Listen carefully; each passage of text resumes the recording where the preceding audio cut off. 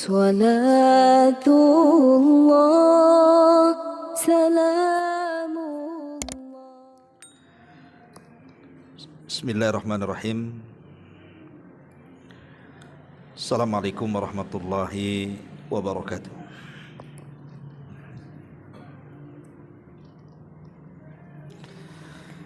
Bihamdillahi wassalatu wassalamu ala rasulillah wa ala alihi wa sahbihi wa mawalah wa la hawla wa la quwata illa billahi wa ba'du. Alhamdulillah, segala puja dan puji hanya milik Allah subhanahu wa ta'ala. Salawat dan juga salam kita hadiahkan kepada Rasul kita Nabi besar Muhammad sallallahu alaihi wa ala alihi wasallam. Ma'asyiral muslimin wal muslimat rahimakumullah. Biasa kita mengkaji tafsir, tapi malam ini kita akan membahas tema bebas dulu, di mana kita akan membahas tentang 12 senjata di dalam melawan syaitan, sihir, dan juga segala bentuk keburukan. Ma'asyiral muslimin wal muslimat rahimakumullah. Sebelum saya jelaskan tentang 12 jalan atau cara atau senjata dalam melawan syaitan, sihir ataupun keburukan ini, kita tahu bahwa di antara pendorong seseorang melakukan kejahatan itu, sering saya ulang-ulang, sumbernya dua. Dan yang kedua, syaitan.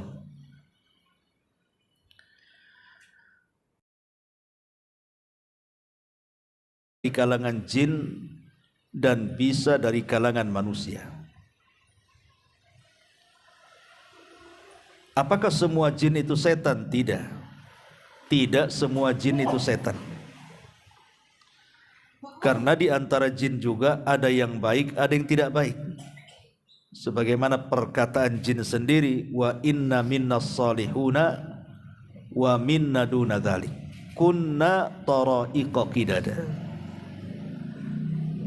Kami bangsa jin itu ada orang-orang soleh, tapi ada juga yang tidak soleh. Kami ini bertingkat-tingkat. Lah jin yang soleh, mereka bukan setan, tetapi jin yang,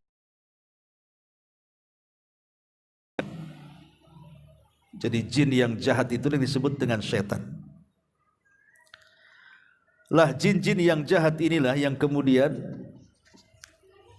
digerakkan oleh iblis untuk menggoda Bani Adam. Dan kita tahu bahwa alam jin berbeda dengan alam manusia. Artinya bagi kita manusia, jin itu perkara gaib. Tapi bagi jin, untuk manusia, bagi mereka tidak gaib. Karena jin mampu melihat kita, tapi kita tidak bisa melihat jin. Makanya Allah mengatakan innahum yaraukum huwa wa qabiluhu min haitsu la tarawnahum. Sesungguhnya mereka mampu melihat kalian, dia iblis dan seluruh bala tentaranya, dari arah yang kalian tidak sanggup melihatnya. Dari sini kita tahu bahwa menghadapi syaitan dari kalangan jin tidak bisa dengan menggunakan senjata-senjata yang biasa kita gunakan, entah berupa pisau, pedang, panah, pistol, atau senjata-senjata canggih yang sekarang kita kenal dengan nuklir dan yang lainnya. Tidak bisa kita menghadapi dengan senjata-senjata ini, karena keberadaan mereka tidak tampak, sehingga kalau kita menyerang mereka dengan senjata yang ada, umpamanya antum bawa golok atau bawa pisau atau bawa panah, kemana diarahkan senjata itu coba?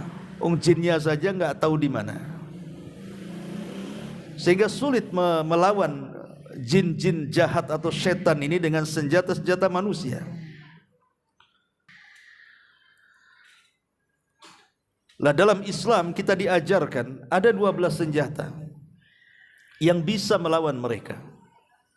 Dan 12 senjata ini adalah senjata-senjata paling kuat dan ampuh untuk melawan godaan-godaan syaitan, ataupun bahkan melawan sihir atau bahkan keburukan-keburukan yang ditimbulkan.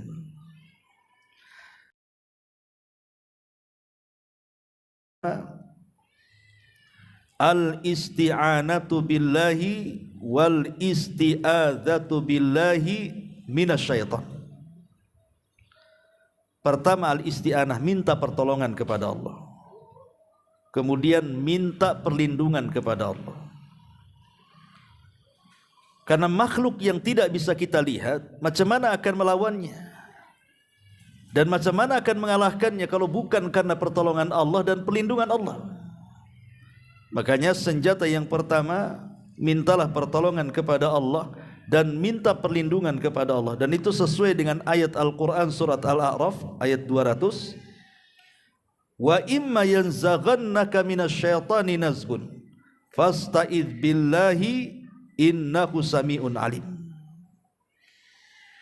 Apabila datang gangguan kepadamu dari setan, sebuah gangguan, maka bersegeralah isti'adzah, meminta perlindungan kepada Allah, karena Dia zat yang maha mendengar lagi maha mengetahui.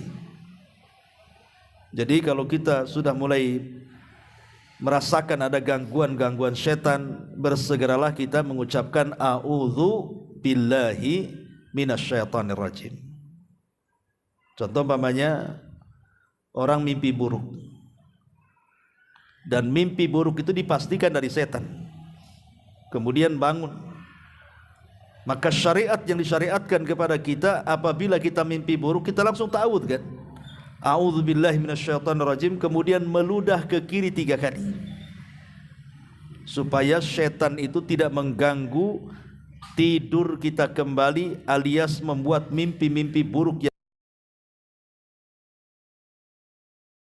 Bahkan kalau seandainya kita dalam salat sekalipun, kita digoda oleh setan sehingga dicuri kehusuannya, kita tidak bisa khusyuk dalam salat, maka kita disuruh untuk ta'awudz, a'udzubillahi minasyaitonirrajim, kemudian meludah ke kiri 3 kali. Pokoknya kapan saja ketika kita merasakan takut, entah di rumah, entah di jalan, entah melewati tempat-tempat yang menakutkan, maka ta'awudlah kepada Allah subhanahu wa ta'ala. Karena ketakutan itu memang dibuat oleh setan, sengaja kita takut, maka ucapkan a'udzubillahi minasyaitonirrajim, karena ini senjata yang paling ampuh melawan syaitan. Kemudian yang kedua, zikrullahi azza wa jal wal mudawamatu alaihi. Jangan tinggalkan zikir. Zikir itu artinya mengingat Allah. Karena begini ikhwan, kita tahu bahwa syaitan ini berusaha menggoda Bani Adam itu dengan cara apa? Dibuatnya Bani Adam itu lupa. Macam mana mereka itu lupa kepada Allah. Yang boleh jadi mungkin lupa sholat, lupa sedekah, lupa puasa, dan lupa-lupa yang lainnya. Jadi tujuan setan itu supaya manusia tidak melakukan ketaatan, dibuat dia lupa. Maka untuk melawan lupa ini yang diakibatkan oleh setan, kita lawan dengan kebalikannya. Lawan lupa, ingat. Maka berzikirlah kepada Allah, karena zikir itu artinya ingat Allah dan melawan rasa lupa yang dibuat oleh setan. Perbanyak zikir kepada Allah azza wa jalla, tasbih, takbir, tahmid, tahlil, gitu ya. Ma'asyiral muslimat yang muslimin wal muslimat rahimani wa rahimakumullah. Disebutkan dalam athar Abdullah ibn Abbas dan yang lainnya, wa huwa makna qauluhu ta'ala, ketika bicara tentang makna firman Allah azza wa jalla, min syarril waswasil khannas, alladzi waswisu fi sudurin nas. Kita berlindung dari keburukan waswas. Waswas ditimbulkan dari siapa? Dari khannas. Khannas itu makhluk yang tidak terlihat alias jin. Jin yang jahat. Sekali lagi ya, kalau jin yang baik tidak setan. Yang terus memberikan waswas kepada dada-dada manusia. Inilah setan selalu memberikan waswas. Makanya kenapa waswas ini dibuatnya orang lupa ketika sholat tadi 2 rakaat ke 4 rakaat, 3 rakaat kah 1 rakaat, pokoknya dibuat lupa tuh. Maka ketika kemudian kita diberikan waswas seperti ini, maka bersegeralah berzikir kepada Allah Subhanahu wa taala dengan cara ya ta'awud seperti tadi atau zikir-zikir yang lainnya. Ini yang kedua. Yang ketiga, al-musara'atu ila fi'lil khairat. Bersegeralah dalam mengerjakan kebaikan. Karena di antara tugas setan itu bagaimana caranya kita ini malas beribadah. Makanya oleh setan itu dibuat macam-macam permainan. Dibuat macam-macam perbuatan-perbuatan mubah akhirnya menjadi haram. Contoh umpamanya orang jalan-jalan, olahraga, itu kan perkara mubah, bahkan terkadang diperlukan olahraga itu untuk kesehatan kan. Tapi terkadang ada olahraga itu kebablasan. Saking asik main bola, main futsal, main ini lupa waktu sholat kan jadinya. Jadi banyak perkara-perkara mubah itu menjadi haram ketika kemudian melalaikan ibadah. Makanya untuk melawan waswas setan seperti ini adalah bersegera. Datang waktu sholat, segera sholat. Ya. Datang pengajian, segera datang ke pengajian. Datang sedekah, segera bersedekah, dan begitu seterusnya. Pokoknya bersegeralah dalam melakukan sebuah kebaikan. Ini yang nomor 3. Yang nomor 4, al-mubadaratu ila at-taubati idza waqa'al insanu fi dzambin. Bersegera bertobat ketika melakukan dosa. Karena setan ini akan senantiasa menggoda Bani Adam sampai mereka kecanduan dengan dosa.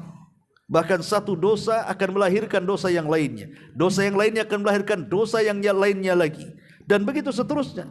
Jadi setan itu akan terus supaya kita ini melakukan dosa.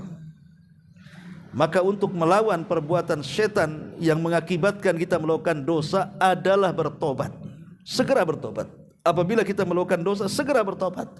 Kalau besok melakukan dosa lagi, bertobat lagi, dan begitu seterusnya. Jangan sampai kemudian dosa itu ditumpuk-tumpuk dan telat dosa tobatnya kemudian meninggal sebelum tobat, kan masalah jadinya. Maka kalaupun kita tidak bisa meninggalkan maksiat, maka bertobatlah setiap kita melakukan maksiat. Karena Rasul mengatakan kullu bani Adam khata'un wa khairul khata'ina tawwabun. Setiap anak Adam itu pasti melakukan dosa, melakukan salah. Tapi sebaik-baiknya orang yang melakukan dosa adalah bersegera bertobat kepada Allah. Karena tobat ini senjata yang paling ampuh untuk melawan syaitan. Kemudian yang kelima, adamu mukhalatati rufaqaisu. Tinggalkan, jangan berkawan dengan teman-teman yang buruk. Bagaimana Allah Subhanahu wa taala memiliki wali-wali, orang-orang yang baik, yang senantiasa mendakwahkan risalah yang dibawa Nabi SAW. Setan pun punya wali-wali yang ikut memperjuangkan dakwah setan untuk menuju neraka dari kalangan manusia. Jadi setan itu punya juga perwakilan, maksudnya dari kalangan manusia untuk membantu dakwahnya, sebagaimana para malaikat juga sama. Lah salah satu adalah perwakilan setan di permukaan bumi dari kalangan manusia adalah mereka orang-orang yang jahat. Orang yang sesat akidahnya, sesat ibadahnya, sesat pergaulannya, sesat akhlaknya, dan begitu seterusnya. Maka untuk melawan dari orang-orangnya setan yang ada di bumi ini, maka jangan berteman dengan mereka. Jauhi mereka. Karena Nabi SAW mengatakan al-mar'u ala dini khalili. Agama seseorang itu ditentukan dengan agama kawannya. Kalau kawannya baik, dia pasti baik. Kalau kawannya jahat, pasti dia jahat.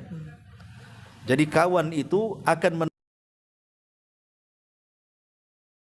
terbebas dari gangguan setan dan bisa melawan setan. Yang kelima, jauhi teman-teman yang jelek.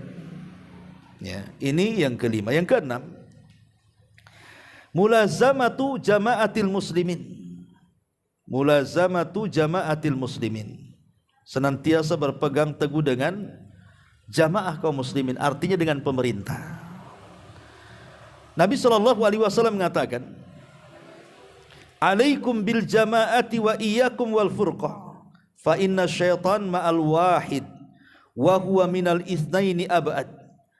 Wajib atas kalian berjamaah, hati-hati kalian jangan berpecah belah, karena setan itu suka untuk menggoda orang yang sendirian, dan dengan yang dua orang setan semakin jauh. Jadi kalau seandainya kita ini berpegang dengan jamaah, ya jamaah itu bisa juga artinya kebenaran, bersama kebenaran. Karena Abdullah bin Mas'ud mengatakan, al jama'atu ma wafaqal haq wa in kunta wahdak. Jamaah itu ketika Anda mencocoki kebenaran walaupun sendirian. Jadi tetaplah dengan kebenaran walaupun sendirian. Berarti berdua dengan kebenaran, kan begitu. Ada juga yang mengatakan jamaah di sini maksudnya jamaah kaum muslimin, supaya kita tidak berpecah belah dalam satu negara, maka kita mentaati pemerintah. Kecuali kalau perintah pemerintah itu maksiat, ya jangan ditaati. Tapi kalau perintah pemerintah itu sebuah kebenaran, wajib kita taati. Atiullaha wa atiur rasul wa ulil amri minkum. Dan ulil amri di sini maksudnya pemerintah dan ulama. Kalau perintah mereka baik, taati. Jangan melakukan pemberontakan, kan itu bagian daripada perpecahan. Dan setan suka nih menggoda-goda orang untuk memberontak kepada pemerintah, terutama orang-orang yang jahil terhadap agama. Ini yang nomor 6. Yang nomor 7, qaulu bismillah fi kulli ahwali. Ucapan basmalah itu paling efektif. Jadi kalau kita melakukan aktivitas apapun, menutup jendela, menutup pintu, baca basmalah. Ya. Masuk kamar mandi, baca basmalah. Ngangkat barang, baca basmalah. Apa saja, aktivitas apa saja yang dimulai dengan baca basmalah, maka setan tidak mungkin dekat-dekat dengan aktivitas kita. Dalam sebuah hadis, Nabi SAW mengatakan, satru ma baina a'yunil jin wa auratu bani Adam idza dakhala ahaduhum al-khala'a an. Kata Nabi SAW, yang bisa menghalangi atau menutupi pandangan jin dengan aurat kita itu adalah ucapan basmalah. Apabila salah seorang di antara kalian masuk kamar mandi, maka ucapkan basmalah, bismillah. Terutama para akhwat, memanjakan ibu-ibu ini ketika salin, ketika memang tidak ada orang, ataupun mungkin adalah yang mungkin suaminya tidak ada masalah, kan, karena itu mahramnya. Tapi ada yang ketiga yang memandang aurat. Siapa mereka? Setan. Sementara setan dalam rumah itu banyak jumlahnya. Di dapur ada setan, di ruangan tengah ada setan, di ruangan depan ada setan, di kamar-kamar ada setan, gitu kan. Kalau seandainya ibu-ibu itu ganti baju, kemudian tidak baca basmalah, berarti ketika ganti baju kemudian tampak auratnya, lah aurat itulah dipandang setan. Lama-lama memandang, akhirnya jatuh cinta pula dia. Ini bahaya kalau sudah setan jatuh cinta tuh. Makanya Rasul mengatakan, penghalang pandangan jin dengan aurat Bani Adam itu adalah bacaan basmalah. Jadi kalau kita ini sedang buka baju, buka celana, nampak aurat, tapi kita sudah membaca basmalah, maka setan tidak akan sanggup melihat kita. Maka bacalah basmalah. Dalam hadis yang lain, an rajulin min ashabi Nabi SAW, tentang seorang sahabat dari sahabat Rasul, dia mengatakan, kuntu radifan Nabi, aku dibonceng di belakang Nabi. Fa'atharat dabbatun fakultu ta'isha syaitan. Tiba-tiba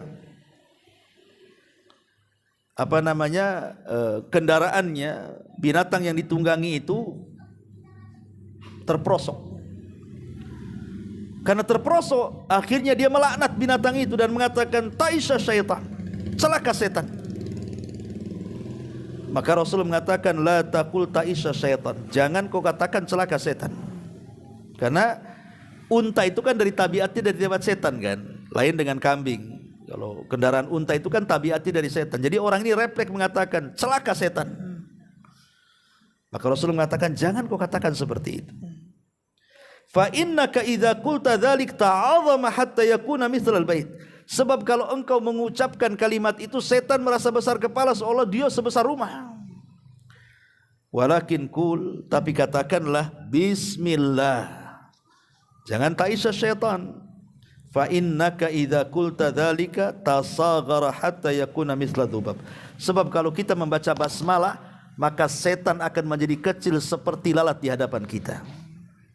Jadi kalau seandainya antum ini di jalan kesandung, kaget, latah, kalau bisa latahnya itu bismillah. Ya. Ini enggak, latahnya apa? Jangkrik. Jangkrik bulan-bulan latah. Ya, salam. Ya. Setan makin senang lah. Jadi kalau memang harus latah gitu ya, kesandung atau kaget, biasakan baca basmalah. Supaya setan itu yang menggoda kita akan semakin mengecil dan seolah-olah seekor lalat di hadapan kita nggak ada harganya. Jangan melaknat. Ya, jadi itulah kehebatan basmalah ketika melawan syaitan. Ini yang ketujuh. Yang kedelapan, qiraatu ayatil kursi. Baca ayat kursi. Kalau kita takut lewat sebuah tempat, baca ayat kursi. Ya. Di rumah sendirian takut, baca ayat kursi. Ya. Tapi maksudnya untuk setan. Jangan pula dibacakan ke debt collector. Ya nggak takut debt collector itu ya. Takut saya mau ditagih nih utangnya. Baca ayat kursi, tetap dia datang nagih itu. Maksud saya di sini baca ayat kursi kalau takut dari setan. Karena ada kisah tentang Abu Hurairah radhiyallahu an ketika ditugaskan Rasul untuk menjaga pembendarahan zakat fitrah di bulan Ramadan. Tiba-tiba malam-malam dicuri berasnya. Dikejar gandum itu. Kau akan kulaporkan kepada Nabi. Kata orang ini, jangan. Aku ini orang susah, keluargaku butuh makan. Bukankah ini harta zakat? Kan gak ada masalah, dikeluarkan untukku katanya. Akhirnya dilepas sama Abu Hurairah karena kasihan. Besok lagi nyuri lagi, ketangkap, alasannya sama. Besoknya lagi mencuri, ketangkap, alasannya sama. Sampai 3 kali, kata Abu Hurairah, gak bisa. Kau sudah 3 kali, ayo kau harus kubawa kepada Nabi. Kata orang ini, jangan. Gini sajalah Abu Hurairah, bagaimana kalau kita barter? Kata Abu Hurairah, barter dengan apa? Ku ajarkan kepadamu satu ayat dalam Quran yang kalau kau baca sebelum tidur, maka engkau akan dijaga Allah, tidak akan didekati setan sampai subuh. Kemudian orang yang mencuri ini membaca ayat kursi. Allahu la ilaha illa huwal hayyul qayyum ila akhiril ayat.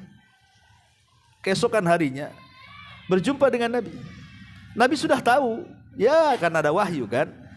Ya Abu Hurairah, tamu yang semalam kenapa kau lepas katanya. Belum melapor sudah tahu. Kemudian Abu Hurairah menceritakan kenapa dia lepas. Karena dia mengajarkan ayat kursi kepadaku. Ya aku lepaslah katanya. Kata Rasul, Abu Hurairah, kamu tahu enggak siapa yang kau tangkap semalam itu? Kata Abu Hurairah, enggak tahu. Kata Rasul, fa innahu syaitan. Yang kau tangkap semalam itu setan. Adapun setan itu mengajarkan ayat kursi kepadamu untuk masalah ini benar. Sadaqaka wa masalah ini, sementara dia sendiri adalah seorang pendusta. Dalam masalah lain setan itu pendusta, tapi dalam bab ini mengajarkan ayat kursi benar, kata Rasul. Artinya bahwa yang membocorkan, bukan bocor halus lagi ini, bocor deras ini. Setan membocorkan kelemahannya sendiri kepada Abu Hurairah kan. Bahwa kalau kau ingin tidak diganggu saat tidurmu sampai waktu bangunmu, baca ayat kursi. Coba, udah dibocorkan sama setan malah. Rahasianya sendiri loh ya. Lihat. Maka kalau kita dalam kondisi ketakutan, baca ayat kursi. Itu senjata paling ampuh melawan setan. Ini yang ke-8. Yang ke-9, baca Al-Baqarah. Kalau ingin lebih panjang lagi, baca surah Al-Baqarah. Karena Nabi SAW mengatakan dalam sebuah hadis, Iqra'u surat Al-Baqarati. Baca oleh kalian surah Al-Baqarah. Fa inna akhdaha barakatun. Siapa yang mengambil surah Al-Baqarah dapat berkah dia. Wa tarku hasratun. Dan wa tarkaha, dan siapa yang meninggalkannya maka kerugian. Wala tastati'uhal batalah, dan setan sekuat apapun tidak bisa mengalahkannya. Ada seorang saya bercerita. Jadi ada orang yang membenci seorang ibu-ibu. Jadi kejadian di Timur Tengah. Jadi ada seorang laki-laki sangat membenci seorang ibu. Seorang wanita lah, bukan ibu, seorang wanita. Entah apa masalahnya, dia sangat benci sekali dengan wanita itu. Akhirnya dia datang ke dukun. Kemudian mengatakan kepada Pak Dukun, Pak Dukun tolong sihir si wanita itu, aku benci dengan dia. Kata Pak Dukun, baik, tapi ada harganya. Kata laki-laki ini, tidak apa-apa, berapapun harganya aku kasih. Katanya. Akhirnya dikasih harga dari yang ditentukan dukun itu. Setelah 3 hari kok tidak ada reaksi wanita itu. Kok disihir harusnya kan kejang-kejang teh atau apa, sakit, enggak, biasa aja. Akhirnya kemudian dia 3 hari setelahnya dia datang ke dukun dan mengatakan, Pak Dukun, engkau sudah menyihir atau belum sih? Kenapa wanita itu tidak tersihir? Akhirnya Pak Dukun tiba-tiba mengembalikan uangnya kembali dan mengatakan, aku tidak, kau mau, aku punya teman tukang sihir yang jauh lebih hebat ilmunya dibandingkan aku. Dikasih alamatnya, datang ke tukang sihir yang kedua. Kata tukang sihir yang kedua, dia minta tambah biayanya. Hargaku jauh lebih mahal daripada dukun itu, katanya. Akhirnya siap dibayar dengan sesuai dengan keinginannya. Tapi setelah 3 hari pun tak tampak pula wanita itu terkena sihir. Jadi dia datang lagi, rupanya biayanya dikembalikan. Dia gak sanggup, katanya. Gak sanggup saya nyihir si wanita yang kau maksud itu. Tapi aku punya teman jauh lebih sakti dibandingkan aku, katanya. Ini 3 dukun loh sekaligus. Akhirnya datang ke dukun yang ketiga, itu yang paling sakti itu. Dan dukun yang ketiga ini minta biaya jauh lebih mahal lagi. Akhirnya disediakan. Tapi juga sama. Setelah 3 hari tak tampak pula si wanita itu terkena sihir. Dari sinilah akhirnya dukun yang terakhir membocorkan rahasianya. Bahwa jin yang dikirim dia untuk menyakiti wanita itu tidak sanggup mendekati karena setiap malam wanita itu membaca surah Al-Baqarah. Walaupun kisah ini benar atau salahnya, tapi seorang syekh menceritakan seperti itu. Tetapi kita yakin dengan hadis ini, wala tastati'uhal batalah, kata Rasul. Setan-setan yang kuat itu tidak akan mampu mengalahkan orang-orang yang suka membaca surah Al-Baqarah. Ini kan senjata yang luar biasa, baca surah Al-Baqarah. Karena dalam riwayat yang lain, barang siapa yang membaca surah Al-Baqarah, maka setan-setan di dalam rumah itu akan lari. Ada yang mengatakan 3 hari lari dalam hadis yang lemah. Ya. Setelah 3 hari balik lagi. Maka disunahkan 3 hari sekali baca Al-Baqarah. Ini yang ke-9. Yang ke-10, qira'atu surah Al-Mu'awwidhataini. Baca surat perlindungan. Qul a'udzu birabbin nas dan Qul a'udzu birabbil falaq. Dulu Nabi SAW selalu membaca dengan beragam macam doa untuk perlindungan dari setan. Tapi setelah turun surah Mu'awwidhataini, Qul a'udzu birabbin nas dan Qul a'udzu birabbil falaq, maka doa-doa perlindungan ditinggalkan semuanya Rasul, dan Rasul fokus kepada 2 ayat ini. Jadi kalau kita sedang takut, baca 2 ayat ini. Qul a'udzu birabbin nas, Qul a'udzu birabbil falaq. Karena di antara sebab nuzul dari 2 surat ini juga karena Rasul itu terkena sihir. Kemudian oleh Jibril diruqyah dengan 2 surat ini, akhirnya sihirnya terlepas. Lihat bagaimana keajaiban 2 surat perlindungan ini. Mampu melawan sihir, setan dan keburukan. Ini yang ke-10. Yang ke-11, ya, Jangan lupa membaca doa keluar rumah. Jadi kalau kita ini mau keluar rumah, jangan diam saja. Di sana ada doa bismillahi tawakkaltu 'ala Allah la haula wala quwata illa billah. Apa sebab manfaatnya hanya membaca bismillahi la haula wa bismillahi tawakkaltu 'ala Allah la haula wala quwata illa billah itu. Rasul mengatakan seperti dalam hadis, perhatikan.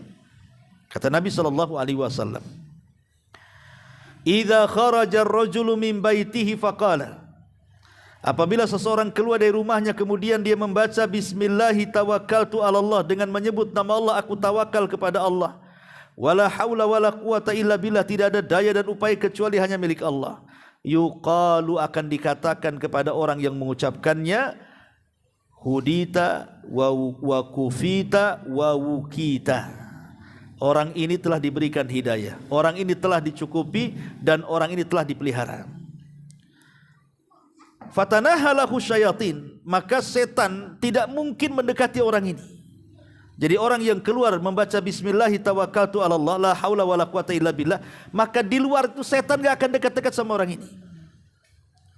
Apa alasannya? Yaqulu lahu syaitan. Ini setan sendiri yang ngomong, ya, kepada setan yang lainnya. Kaifa laka birajulin qad hudiya wa kufiya wa wukita.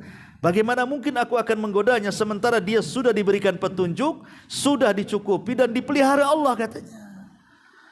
Makanya ini penting, terutama Anda yang mau safar jauh, mau ninggalin rumah pas liburan anak-anak kan, mau mungkin ke Padang, yang lainnya ke Jawa, yang lainnya ke Jambi, yang lainnya kemana-mana lah pokoknya kan. Maka ketika keluar rumah itu baca doa ini, supaya selama perjalanan sehari 2 hari itu betul-betul tidak ada setan. Bacaan bismillahi tawakkaltu 'ala Allah la haula wala quwata illa billah. Kemudian yang nomor 12, bacaan a'udzu bikalimatillahi tammati min syarri ma khalaq. Kata Rasulullah, idza nazala manzilan faqala a'udzu bikalimatillahi tammati min syarri ma khalaq lam yadhurruhu syai'un hatta yartahila min manzilihi dzalik. Barang siapa yang lewat di sebuah tempat yang menakutkan, lewat kuburan, lewat kebun, lewat hutan, lewat gunung, padang pasir, atau sendirian di rumah, atau baru beli rumah, ya, takutnya banyak setannya, baca saja doa ini. Kadang-kadang orang itu ketakutan, mungkin baru jadi rumahnya, diselamati rumahnya, ataupun baru beli rumah, diselamati rumahnya, biar tidak sial, tidak ada setannya. Tidak perlu diselamati, baca saja doa ini. A'udzu bikalimatillahi tammati min syarri ma khalaq. Itu setan pada lari dalam rumah itu, dan kita tidak mungkin diganggu lagi. Maka penting membaca doa ketika kita menghadapi perasaan takut. Kemudian juga yang nomor 13 adalah al-istiqamah. Berusaha untuk istiqamah. Istiqamah di dalam ketaatan kepada Allah, karena akhir-akhir kematian orang ketika mendekati ajalnya, itu setan akan banyak di situ. Menggoda jangan sampai anak Adam ini mati dalam kondisi husnul khotimah. Mereka akan terus memberikan was-was bagaimana caranya dia mati menjadi su'ul khotimah. Ya. Tetapi orang-orang yang istiqomah saat kematiannya, malaikat akan turun banyak, sehingga tidak mungkin setan dekat-dekat tempat yang banyak malaikatnya. Allah Subhanahu wa taala mengatakan, innal ladzina qalu rabbuna Allah tsumma istaqamu tatanazzalu alaihimul malaikah alla takhafu wa la tahzanu wa abshiru bil jannati allati kuntum tu'adun. Orang-orang yang mengatakan Rabb kami Allah kemudian istiqamah, artinya dia melaksanakan perintah, menjauhi larangan, menikmati yang dihalalkan, menjauhi yang diharamkan. Itulah istiqamah dengan 4 perkara ini. Maka saat kematiannya, malaikat akan banyak turun kepadanya. Dan kalau sudah banyak turun malaikat di situ, setan gak mungkin dekat. Ya. Dan malaikat membisikkan di telinganya, jangan takut, jangan sedih, karena sorga sudah menunggu Anda. Kemudian malaikat mengatakan, malaikat maut, keluarlah wahai ruh yang baik kepada keridhaan Allah Subhanahu wa taala. Jadi istiqomah ini juga senjata yang paling ampuh untuk melawan setan. Dan yang terakhir tentunya juga banyak-banyak berdoa kepada Allah Subhanahu wa taala, karena doa itu silahul mukmin, senjatanya orang Islam. Inilah di antara 12 atau 13 atau 14, ya lupa tadi. Yang jelas Inilah yang diuraikan para ulama dari senjata-senjata ampuh untuk melawan syaitan. Wallahu a'lam bishawab. Sampai di sini sebelum ya.